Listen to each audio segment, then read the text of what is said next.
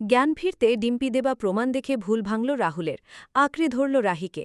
শুধু তোমার জন্য ধারাবাহিকে দেখা যায় ভুবনেশ্বর কলেজে পড়াতে চলে গেলেও রাহুল এবং তার বাড়ির কাউকে ভুলতে পারে না রাহি। প্রত্যেকটা মুহূর্ত কাটাতে থাকে রাহুলের ছবিতে। বিয়েটাকে রাহুল মেনে নিতে না পারলেও এই বিয়েটাকে রাহি তো মেনে নিয়েছিল। ভেবেছিল হয়তো রাহুল তাকে ভালোবেসে আঁকড়ে ধরবে। এই কদিনে রাহুলের পরিবারের প্রতি বেশ মায়া হয়ে গেছে রাহির, তাই রাহি ভাবতে থাকে সবার কথা। তবে রাহি এটাও ভাবেনি যে না, আমি আর ও বাড়িতে কারো কথা ভাবব না, এবার আমি শুধু নিজের ক্যারিয়ারের কথাই ভাবব।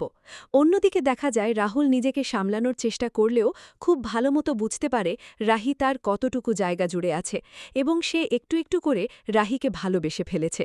আর রাহুমণি সবসময় রাহুলের কথা ভাবতে থাকে। প্র্যাকটিসে যাওয়ার কথা থাকলেও রাহুল প্র্যাকটিসে যায় না।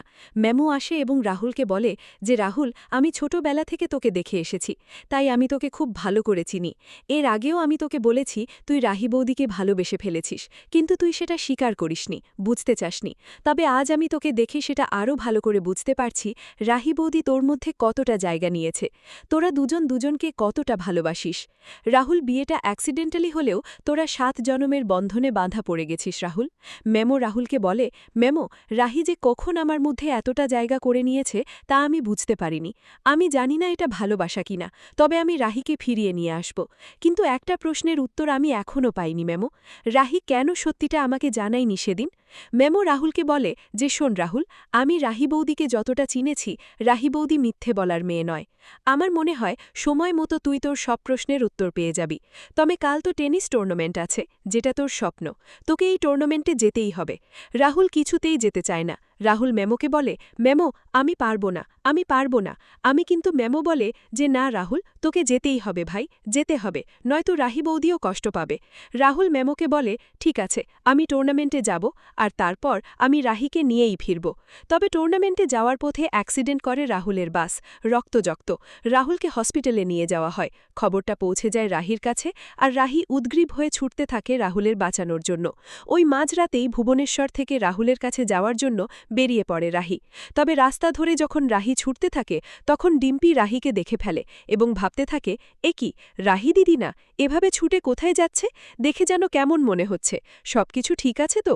এরপরে দেখে ডিম্পিও রাহিকে ফলো করতে থাকে। রাহি যখন হসপিটালে গিয়ে রাহুলকে চারদিকে খুঁজতে থাকে এবং একটা সময় রাহুলকে পেয়ে গিয়ে রাহুলকে জড়িয়ে ধরে কাঁদতে থাকে, ডিম্পিও সেখানে গিয়ে হাজির হয়। দুইজনার ভালোবাসা দেখে অবাক হয়ে যায়। ডিম ভাবতে থাকে যে তিতলি, তুই চাইলেও এদের দুজনের ভালোবাসা আটকাতে পারবি না। রাহিদি এবং রাহুল দুজনেই একে অপরকে খুব ভালোবাসে। রাহুল দাস ঠিক মানুষকেই চিনেছে। তোর মতো একটা শয়তান মেয়ে রাহুল দাস যোগ্য নয়, রাহিদি রাহুল দাস যোগ্য। অন্যদিকে রাহি রাহুলকে জড়িয়ে ধরে কাঁদতে থাকে, তুমি ঠিক হয়ে যাবে, তোমার কিচ্ছু হবে না। ঠিক তখনই রাহুলের জ্ঞান ফিরে আসে এবং রাহিকে দেখতে পেয়ে রাহুল আঁকড়ে ধরে রাহিকে এবং বলতে থাকে, রাহি, তুমি আমাকে ছেড়ে যাবে না তো কোথাও? রাহি কোথাও যাবে না। রাহি রাহুলকে বলে, রাহুল, আগে তুমি সুস্থ হয়ে ওঠো, আমাদের মধ্যে তো কোনো সম্পর্কই নেই। আর তাছাড়া তুমি আমাকে অবিশ্বাস করো, আমি তো তোমাকে মিথ্যে বলতে পারি। এই বিয়েটা নিয়েও আমি তোমাকে মিথ্যে বলেছি, তুমি তো এমনটাই বিশ্বাস করেছ।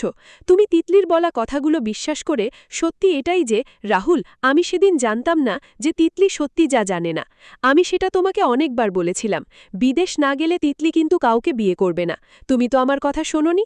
রাহুল ঠিক তখনই ডিম্পি এগিয়ে আসে এবং বুঝতে পারে এদের দুজনের মধ্যে তিতলি ঝামেলা বাঁধিয়েছে। তাই ডিম্পি নিজের ফোন থেকে একটা আসল রেকর্ডিংটা বের করে রাহুলকে বলে, রাহুলদা, আমি তোমাকে বলছি তিতলি সব মিথ্যে কথা বলেছে।